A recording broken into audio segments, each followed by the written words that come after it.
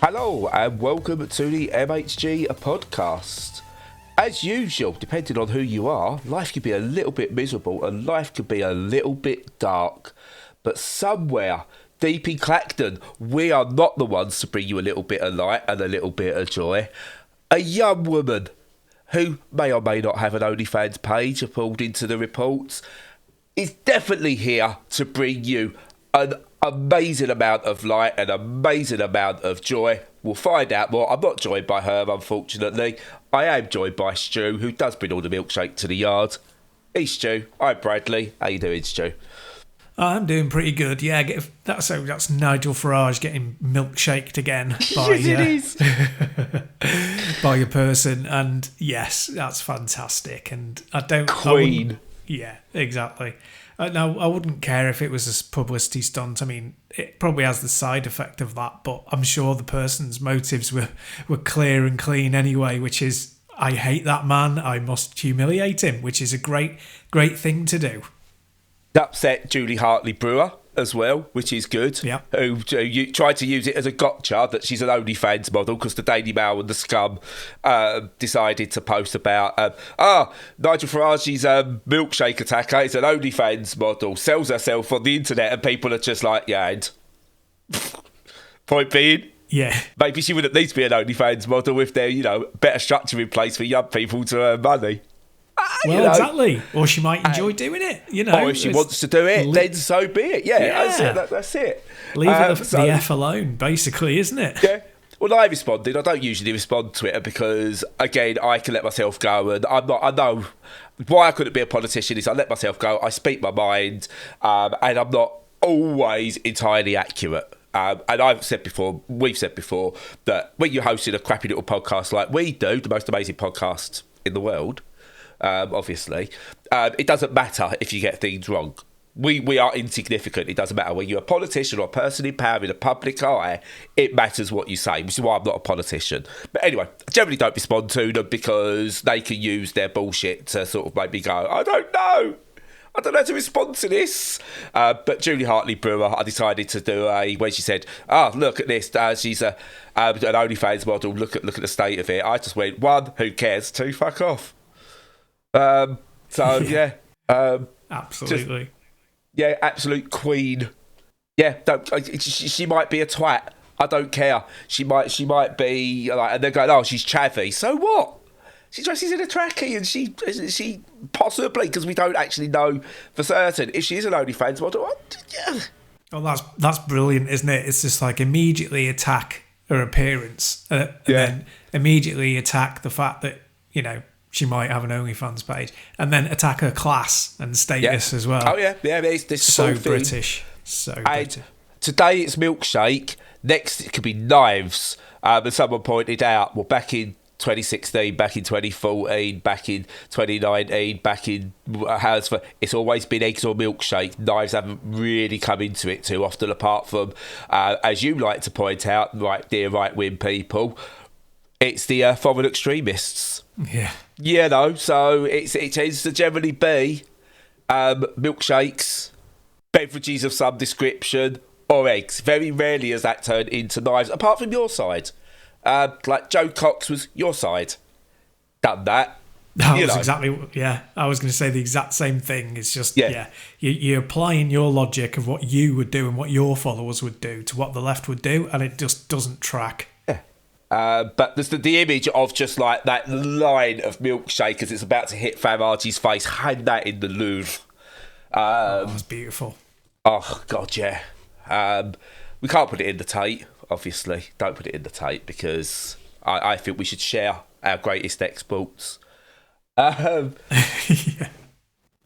yeah, I wasn't going to talk politics. I was going to go, do you know what? We're going to have a politics-free week, and then that happened, and it's the most joyful thing in politics. It really is. You need these little things to spike your week and make it a little bit better. Yes, and there's someone's done a whole full 2-minute mix of 2 high-quality image frames of the milkshake slightly further from Farage's face to slightly nearer Farage's face, which just encapsulates it brilliantly to Kelly's milkshake brings all the boys to the yard for 2 minutes.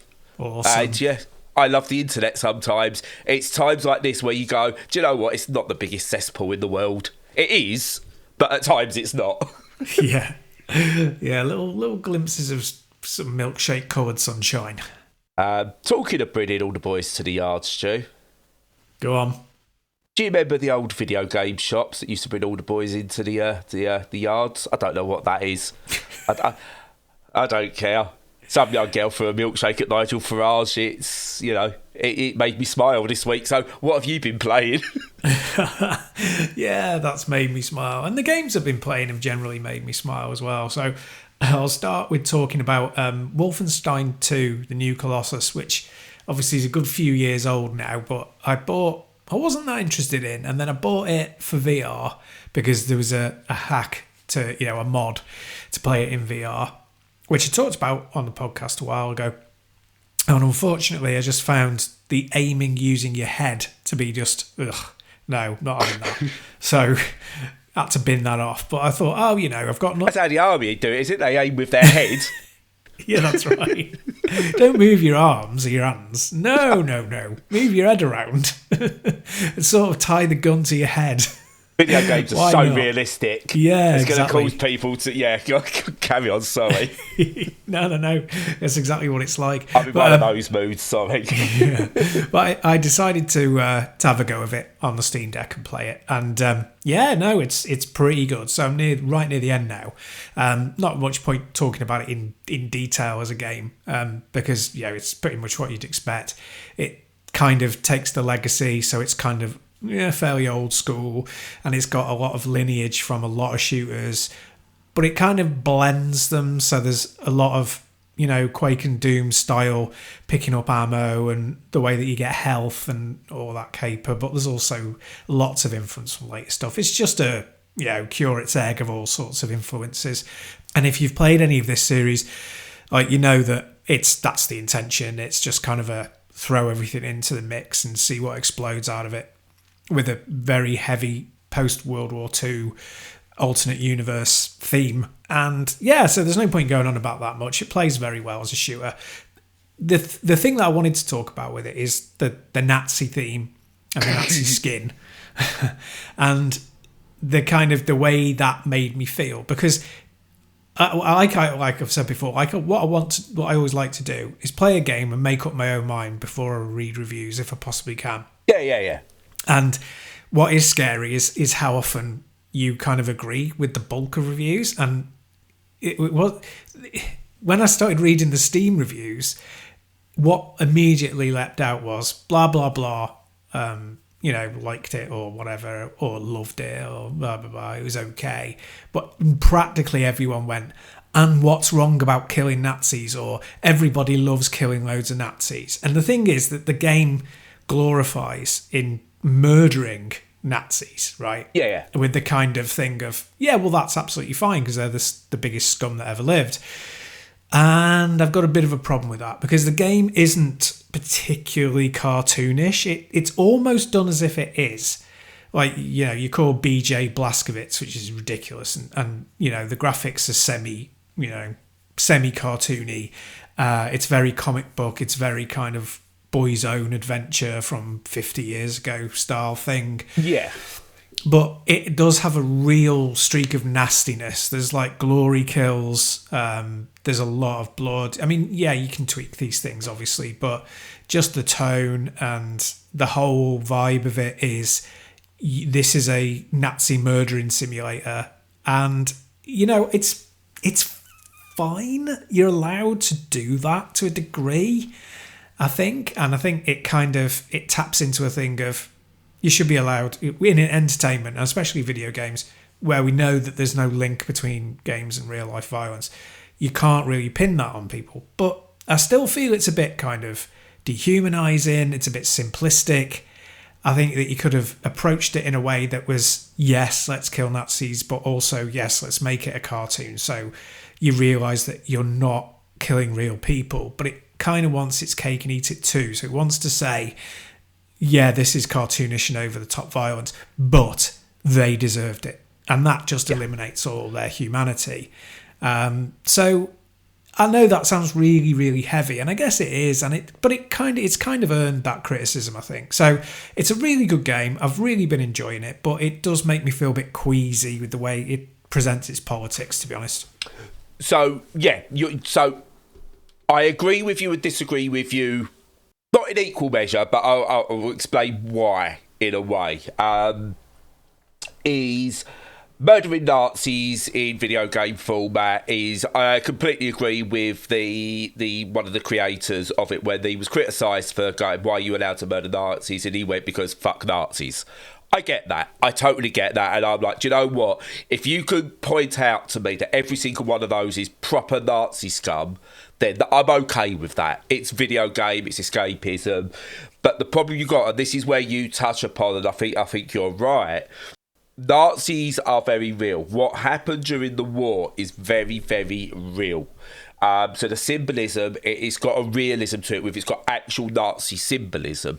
Now, if this had done Nazi-esque symbolism, I think murder as many as you want, because you could disassociate that completely.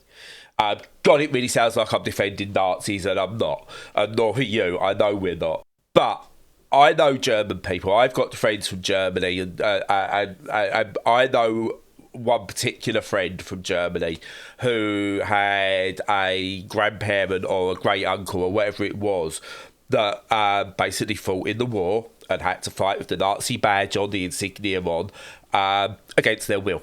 They didn't want to do it, but because they was part of the German military at the time, and was, I think they joined the German. They said to me they joined the German military when they were young.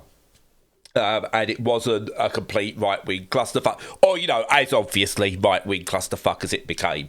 Much like we could, modern-day comparisons with ours and America's army and stuff like that, but that's another discussion altogether.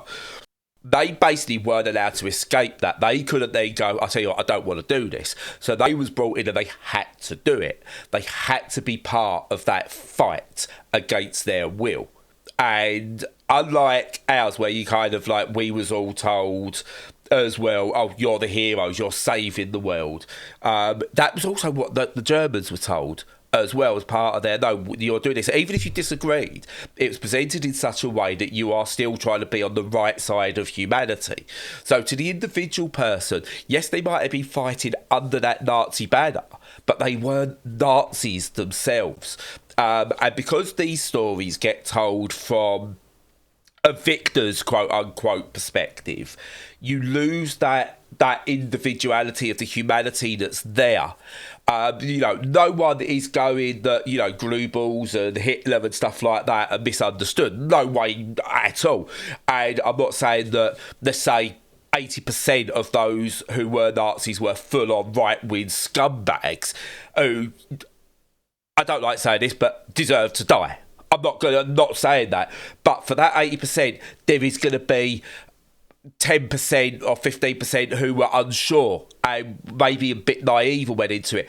And it's going to be 5% maybe who went into it. And again, I am putting numbers slightly out my arse for the point. I'm not doing fact checking here. But what I do know for a fact, there's going to be a small percentage who were in there as well who didn't want to be there and had to be, like we had young people who had to go to war. And I said, because you're telling it from the glorification side of our side of history, that nuance gets lost. And yeah, I think as you grow, you start to learn more. I know I've gone on and on and on responding to your points, but I think it's a very important discussion to have. It is, yeah. I'm pretty sure that all of the characters, all the enemy characters in the game have SS uniforms, and obviously that means they're not regular German army and not conscripts. But I could be wrong on that. But that doesn't take anything away from your point. The essential humanity of people and how they ended up in a situation, needs to be considered, and that's like what you gain through wisdom and maturity and stuff, I think, isn't it? And it's a perfectly good point, and it just generally makes you, as I say, queasy when you start to think about it's not even a very sophisticated sort of thought process. It's just, killing people is wrong, but I don't mind doing it in video game form. It's kind of like, you can think of it like when you turn up the volume on your telly or your stereo, like, God, stereo, granddad, on your Sonos, you know, on your gramophone. exactly. That like you might like start off low and they go, "Oh, it needs to be louder," and you whack it right up and you go, "Oh no, that's too loud," and you dial it back a little bit. Yeah. And it's that dialing it back a little bit thing that's been lost here, I think, and it kind of tramples over any nuance, but. At the same time, if like I say, if you're going to do that and you're going to have unnuanced views of mass murder, then you really need to either lean into it and make it a kind of have some nudges to the audience about the fact your character is a psychopath, or you need to make it cartoonish, and it doesn't really achieve either of those. But you know, it's the game itself is good. It's really funny. Yes, that's the thing. But you've got two other ways, and I think you've got two other examples that I think have done it, or three examples that have done it much, much better. On the more you want to remove the real world insignias and identifiers, you've got Killzone and you've got Gears of War, which tell similar stories to basically you know, the modern politics, you know, the 20th century, 21st century politics.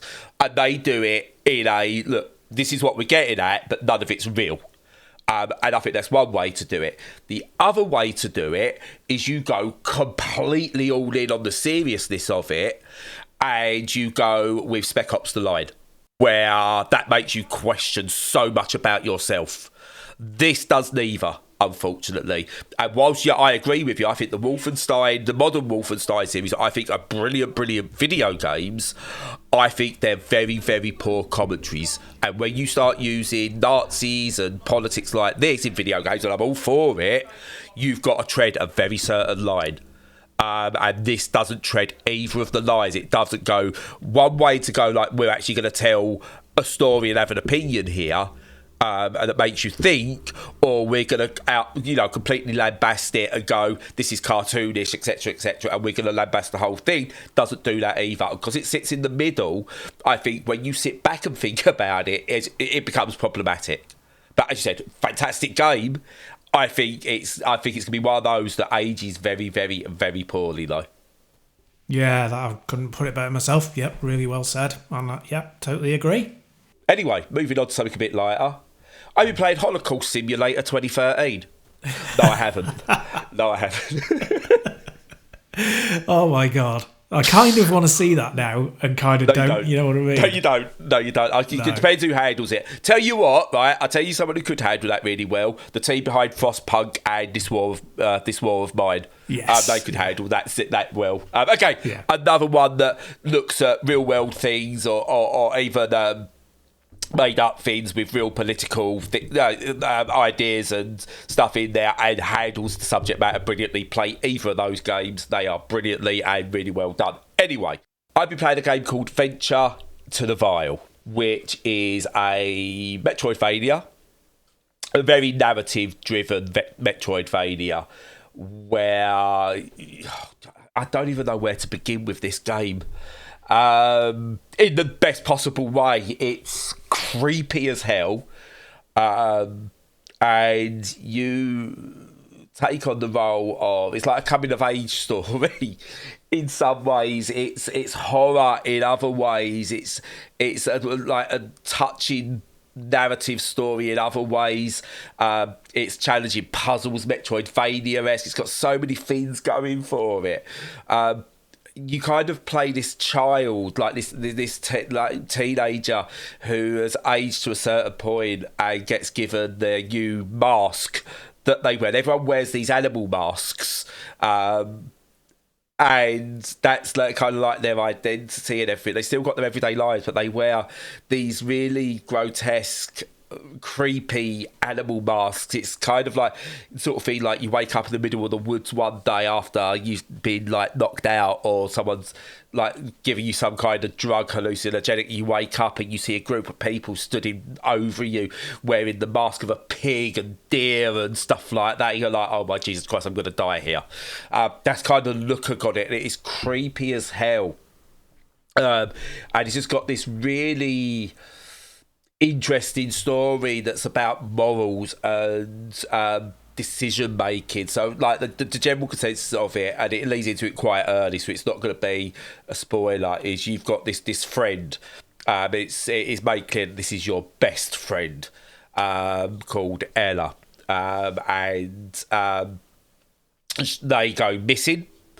And you get to basically make a decision. Do you want to go and save Ella, or do you want to use your abilities and your powers to save the entire town? And basically the story takes you down the road. I'm not going to spoil anything about it. I've not quite finished it myself yet, but it goes some really interesting places and has some really interesting internal moral discussion, shall we say.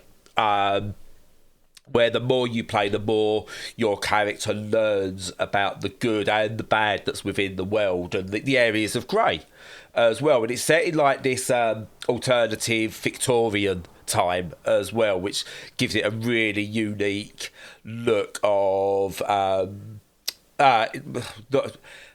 just pre-industrial era. I think Victorian, I think it's the best way to put it, that pre-industrial thing. So you still got like stone bridges and like wooden wheels and stuff like that. So, you know, it's moving on. And it's just really interesting. It's really creepy.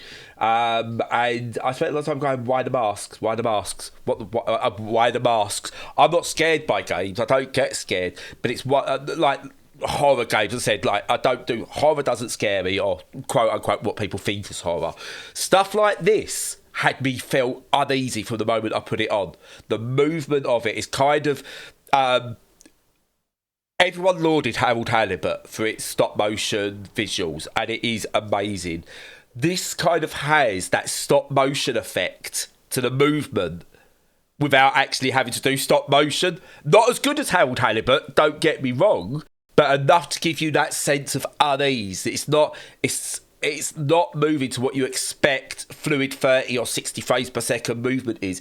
It seems to be running at a slightly off frame rate, and not the Miles Morales half frame rate. It's its own frame rate that feels like it should be right, but isn't. It gives it that stop motion feel. It's just really, it induces something within you. But it goes, you meet lots of people, there's lots of talking, lots of discovery, lots of platforming, lots of puzzle solving, there's lots of fighting enemies, and it's not the best of anything. Okay, so it's not the best Metroidvania you'll play. It's not got the best puzzles that you'll get. I don't think it's the best looking game. I don't think it's got the best story. I think at times it's a little bit on the nose with some of it, and there's some minor pacing issues, but all of it is minor, but comes together to make, I think, what's a very unique and well-made video game. That, ironically enough, considering what we've just been talking about, understands nuance in a way that the creators of Wolfenstein just don't. And yeah, it's a highly, highly, highly recommended game. And it runs brilliantly on the what's the old thing called, the Steam Deck.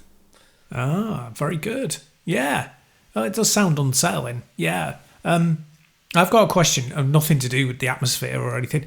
In terms of the gameplays, I find that these kind of Metroidvanias live or die on how good their map is and the kind of environmental cues and clues and stuff like that.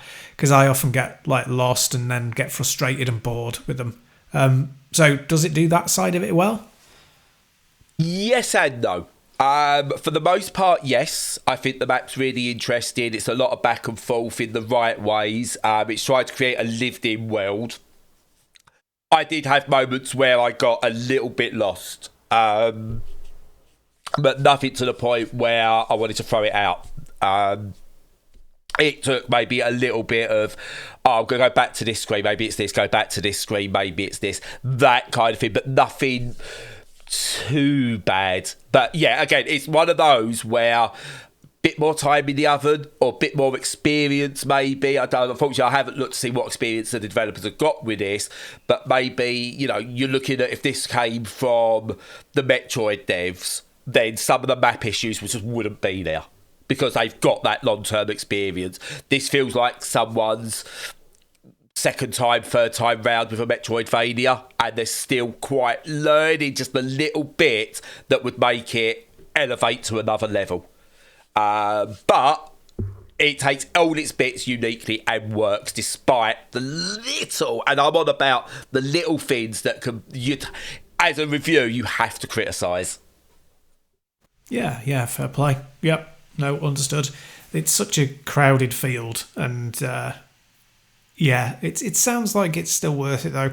I'm probably going to hold off on it because I've got that Gestalt Salt and Cinder. That was Steam and Cinder. Yes. Steam and Cinder. Coming up really soon. But yeah, there's no need to rush into it. I think, there is a demo as well. Again, demos seem to be overcome back in a real big way. I think mainly thanks to Steam Next Fest, but a lot of games are now coming with demos anyway, so I'm all for that. And it's got a demo, so if you're unsure, give the demo a try. And then see if it's worth. It's 20 quid for the game, which some people might think is too much. I think if you're into these sort of games and you want something a bit different that's not just Dead Cells, I can't believe it's not Dead Cells Attempt 54, which is then a good game, but I've got Dead Cells, then this is fine. This is more visually, it's more Bloodborne Cells. I suppose is what I would say about it. It's got that creepiness to it. It's different enough that makes me enjoy it. But enjoy it's the wrong word as well. So do you know what I mean? It hits. Yeah. When it hits. But it's try the demo for a lot of people, I think, because I think whether you'll know within the first 30 minutes whether it's a game for you or not. Cool. Yeah. Got it. I will give the demo a go. What's next? Well, from me, it is one that probably hardly anybody has played. Just about everybody will have played the predecessors, and probably hardly anyone listening will have ever played this game. And that is Ultimate Swing Golf, which is the VR version of Everybody's Golf, but isn't the VR version that was on the PSVR years ago. And so I'm playing it on the Quest 2, and it is Everybody's Golf in VR, as you'd expect, in terms of how it looks, how it's all laid out, the way that it approaches sort of the fun aspect of golf, if there is such a thing. Well, there is. I used to play it when I was a teenager. I used to play golf just as in a real kind of working class, verging on middle class kind of a way. We just played at the local pitch and putt. But it was, and I never ever got interested in wanting to play on proper greens and being part of a club and any of that horrible, total middle class and upper class bullshit, to be honest. So yeah. But enough so that I know how to play. I was part of a golf club, that word. I was going to say, Jesus Christ, that never happened. You lie. No, we used to sneak onto the local council once we didn't have to pay. At 5 o'clock in the morning, so yeah. Cool. But so my only reason I'm saying this is so that people know that I know how to play, because it does feed into how you play the game. Anyway, so it looks like Everybody's Golf. It's very, very charming. It's good looking, even though it's not very, the graphics are sort of PS3 era. Absolutely fine, clear, sharp, attractive, like me. But it's just all that kind of stuff that you want from the game.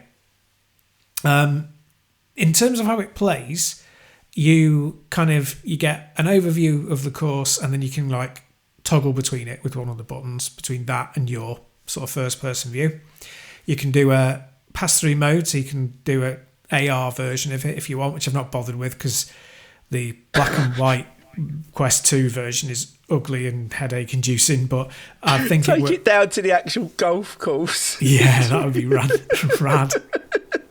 Yeah. I do want to give it a go in the back garden at some point. I just want to now see just people just at their local fancy golf course, because the technology get there where you can just actually play your local golf course without an actual ball or club and just your VR, just loads of 16, 17-year-olds in their MetaQuest 5 or anything, just teeing up while there's a bunch of old fellas there looking at him really confused. Yep. Oh dear. That's Sorry, right. carry on. It's like Ready Player One, isn't it? It's just like Yeah. yeah. Oh But, God. yeah, so, and you do that and you line up your shots, and obviously it starts differing from the 2D games at that point where you're swinging the controller in real life as opposed to pressing a button. And that's where the problems begin, a little, unfortunately. There's a couple of like really big problems, and there's some quality of life problems. So the big problem is power and getting the power right. It doesn't really matter when you're teeing off, because you just, when you're hitting it with a wood, there were misses. Hit it as hard as you want, yeah. Yeah, exactly. The idea is, accuracy is important, but you don't have to worry about power. You're just twatting it down the field. Fairway. Let's go for somewhere going, no, that's not how it works. I know. I can hear the frothing already. But yeah, no, I mean, in the game, hit it as hard as you like. Then, with clubs, with the irons, when you get into the irons and you're doing, that sort of stuff. Again, there's some nuance involved in the level of power you need, but generally it's like if you pick the right one, then you can hit it as hard as you want. But when you get in close and you're onto your pitch and sand wedge and then onto your putter, things go kind of wrong, because getting the power right seems to me like almost impossible. You're either under-hitting or over-hitting. The nuance in it seems to be wrong. There isn't any way to calibrate it or change it. It really, really needs a patch urgently on that to go, would you prefer this to be as delicate as it is, or would you prefer to dial it up so you have to swing quite hard? And then you could calibrate it, dial it into the way that you want. It doesn't need to be a one-size-fits-all. You can change it so that it's user configurable, I think. But it really needs to be put in, because at the moment you can tap if you put in, you can sometimes you just do a minor little swing where your shoulders and your hands move about 15 degrees and it goes flying 30 yards across the green. It's just that's totally wrong, and I don't understand how that passed the QA. And it's weird. It makes it feel like a really rushed product, which is odd because it was practically a shadow drop. I don't think anyone was built up for it over 3 years, and then it was it's coming out in May and it absolutely has to hit this May release date. Could have put it back by 3 months and tweaked this. That's really disappointing. I'm really hoping that I can come back to it after a patch and it's a lot better. They also need to do some of the quality of life stuff as well. They need more camera angles. You need to have a follow the ball view. You need to be able to have a free camera so you can look all around around the green. They need a few of these things. Even with sort of apologising for it with being an arcade game, it's still lacking some real basic features. So it's very bare bones, and it really needs a lot more time invested in it from the developers, I think, which is a shame. The core of it is great. If they do some patches, it could be a classic, but at the moment it's far off that, I'd say. Yeah, well, I think the reason everybody's golf works so well is it's presented in a very cartoony, accessible way. And it is very cartoony, it is very accessible, but at the core of it, it is a very hardcore golf game. And it works brilliantly because of it. But I'm surprised, because I would have thought VR, I think along with driving games, golf feels like almost the obvious fit for VR. And because it's one, you stand still to do it. So it feels almost like you sort of, I think, outside of tennis on the Wii, I thought the golf on the Wii was the most fun in Wii Sports. So it's all the motion controls show that it can work. So it's a shame that it's not hit those heights, because I think a really, really good golf game could be a killer app for VR, personally. But it's a shame it hasn't quite hit all the right marks. Yeah, I mean, there's loads of them, I think. I mean, the two biggies on the Quest are Walkabout Golf and Golf Plus. So, they're already there. So it is competing against established titles as well. And, when you're in the VR space and there's no bugger buying your games, I mean, just honestly, go onto Metacritic and look at Ultimate Swing Golf, and it's still not got enough reviews to give a Metascore. because there's just not enough reviews. There's 4 critic reviews. From the entire world, only 4 critics have bothered reviewing it. And this is, everybody's golf in VR, and that's what you've got. So, hardly anyone plays these games. The people who do play them get really into them. So you've got to make these things good, and you've got to spend the time on them. So yeah, it's a bit unfortunate really, but fingers crossed they get some patches out in the next couple of months. Does an issue come where is it exclusive to the MetaQuest? I think it is currently. Yeah, it is. So does the issue come now from? There's ways of playing most of your VR units, including soon the PlayStation VR 2, but we already know you can do it with the PlayStation VR, on Steam. There's ways around it of playing all these VR units on Steam. And, some bit more cumbersome than the others, but it's possible.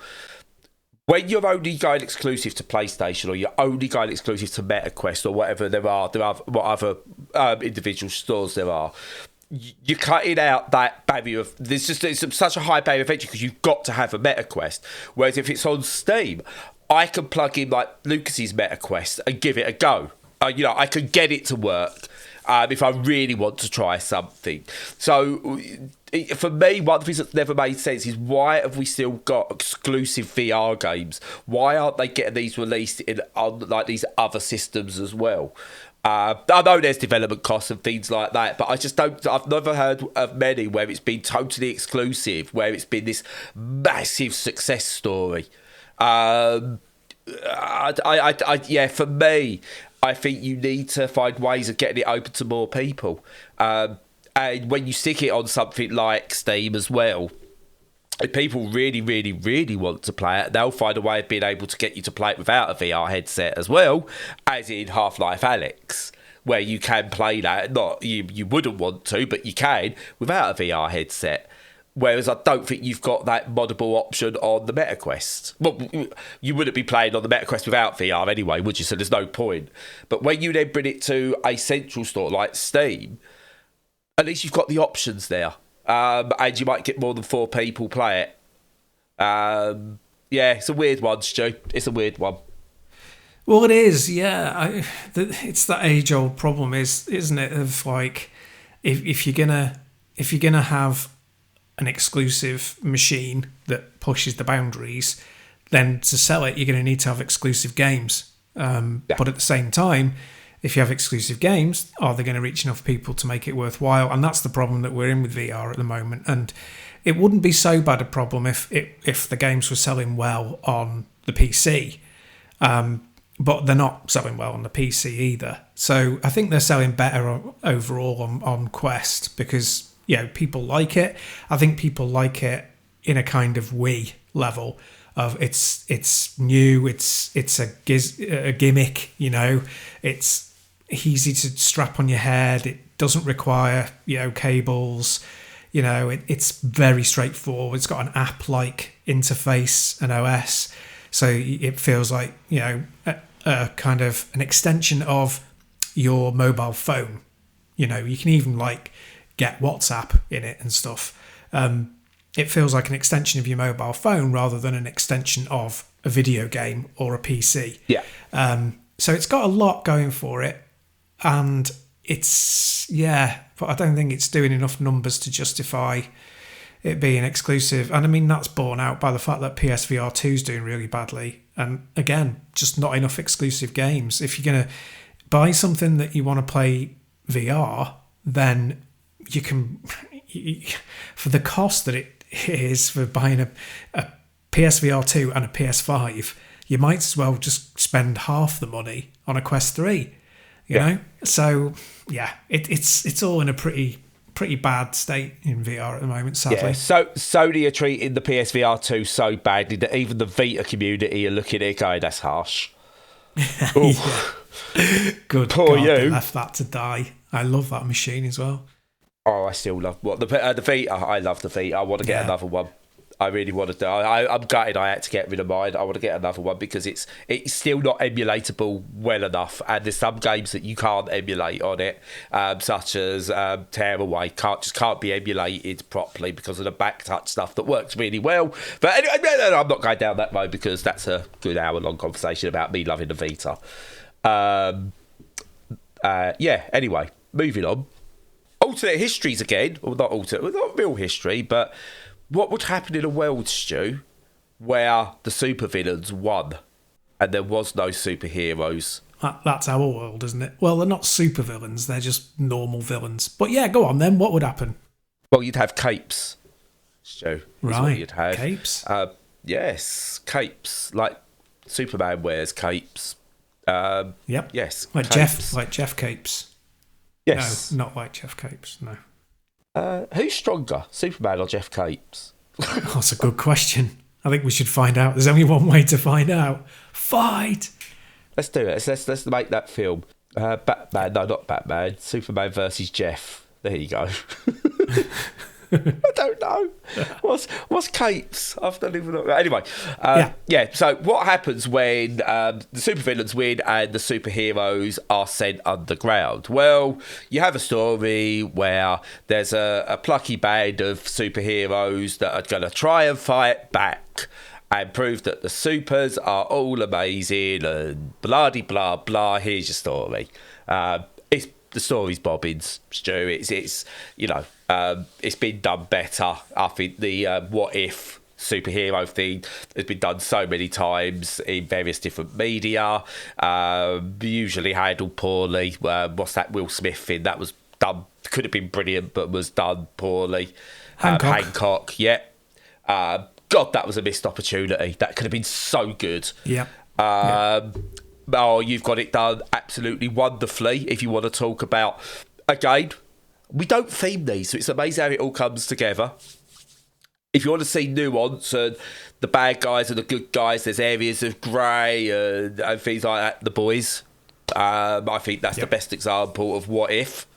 Even Marvel have actually done an on the nose series called What If.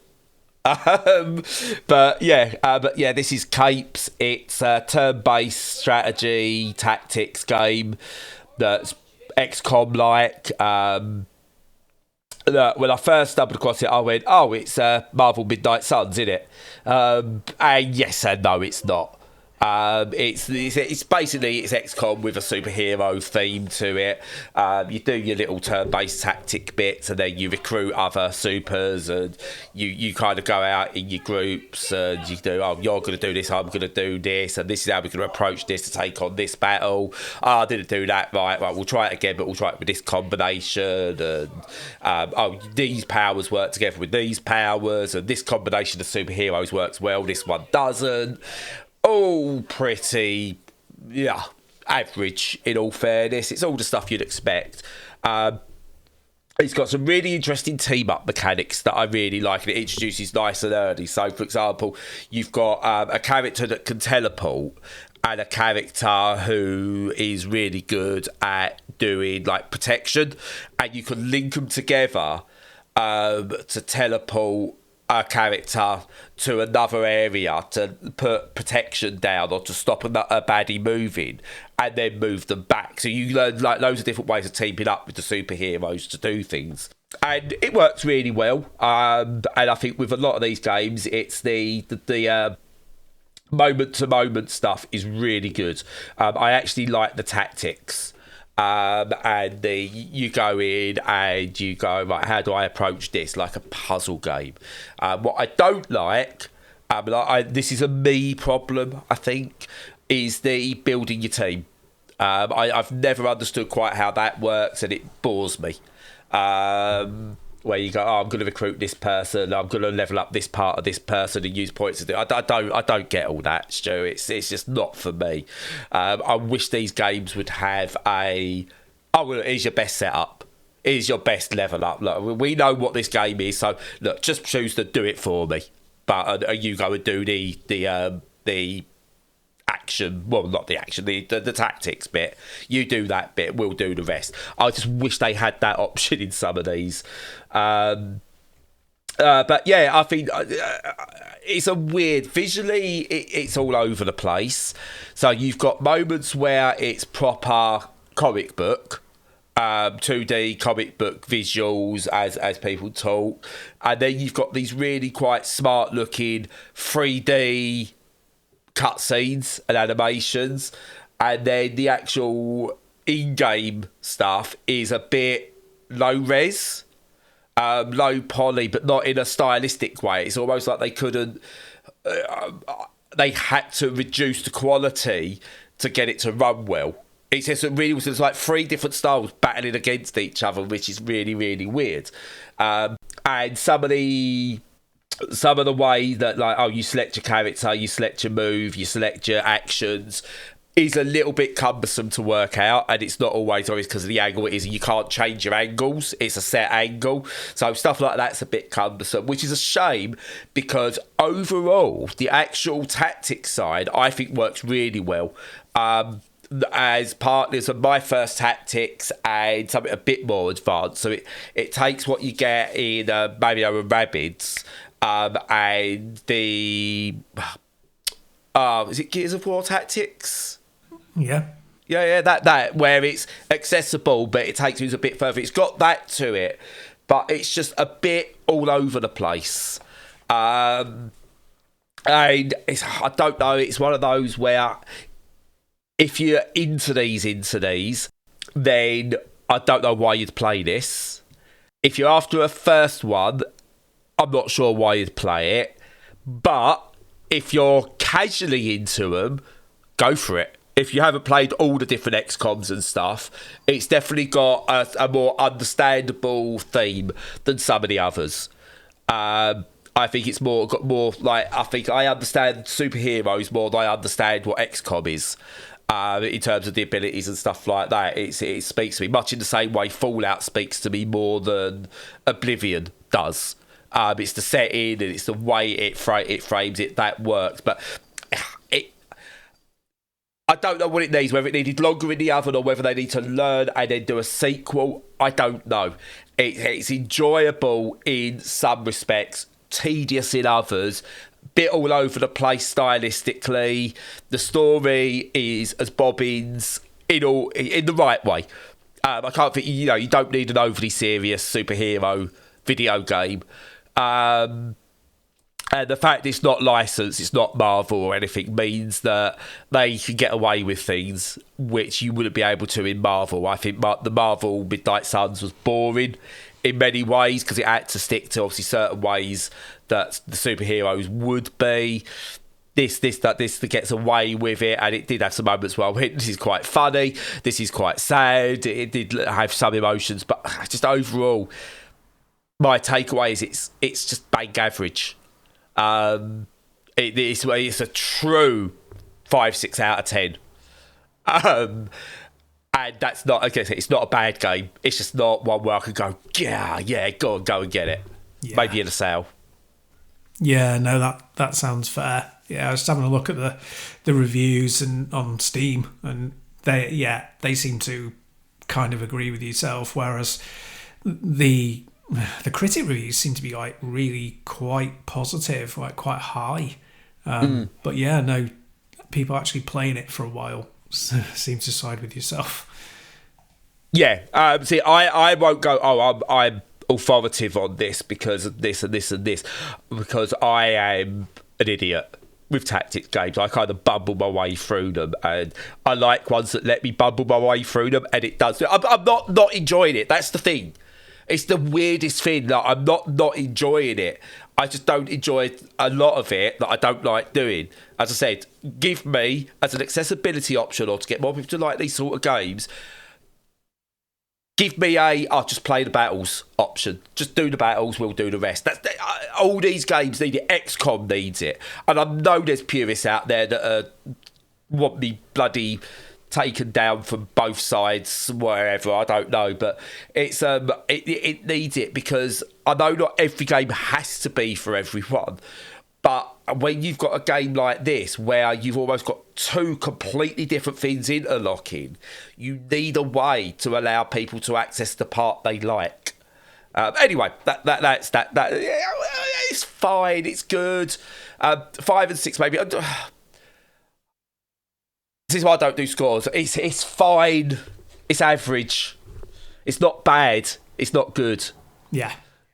No, that's yeah, that's fair enough. Yeah, there's a lot and there's not a massive amount of competition, but there's enough competition to make it, kind of struggle in that market. I would say, there's enough of that kind of thing around, isn't there? Yeah, it does make me want a boys' video game though. Yeah, Like the boys, not a boys' video game. I mean, most video games are aimed at young boys. I've got teenage boys and stuff like that anyway. But True. Yeah, the boys' video game. Yeah, it'd have to be the right kind of approach. But yeah, no, I would quite like that. But yeah, weird. What a weird episode. Yeah, some funny topics, but quite interesting. Yeah, your title could be "The Milkshake Gets Thrown at Farage." There you go. There's your title. No, that almost rhymes. Yeah, That's the point. I'm going with the milkshake brings all the boys to the yard element.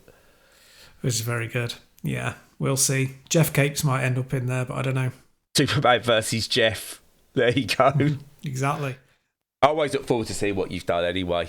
Yeah, I like them. Some of them do really well, actually, in terms of what are we called? Views and stuff like that, and numbers. Some of them do really well. And I think a lot of it's to do with the title. Yeah, hopefully. Yeah.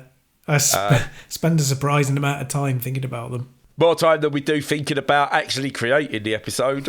You got that right. Oh, mic drop. Anyway, I don't even know what I'm doing now. We've actually gone on for a while today, haven't we? We need to hit the hour mark. So yeah, I think about time. I'm going to shut up now, Stu. Yeah. Unless there's anything, I always do this. Unless there's anything you wish to add to the end of the show. No, nothing more I want to add. Just to finish off with the usual. So follow all of our content. Make sure that you're checking out the website for all of the updates and all of the new content on there. And make sure you check out what we've got on YouTube. Make sure you're looking at our reviews. If you want to, join the Discord for extra chat on any topic you like, including video games and mental health. And in the meantime, until next time, stay safe and stay sane.